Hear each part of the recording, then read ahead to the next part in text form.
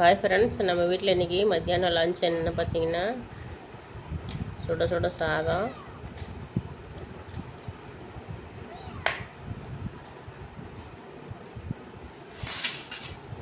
அப்புறம் பீக்கிங்காய் கூட்டு,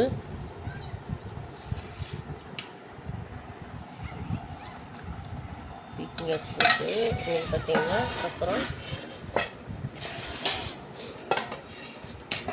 பூண்டு குழம்பு. பாருங்க ஃப்ரெண்ட்ஸ், பூண்டு குழம்பு, அப்புறம் கொஞ்சம் ரசம், அப்புறம் இன்றைக்கி பாக்கெட் தயிர் தான்.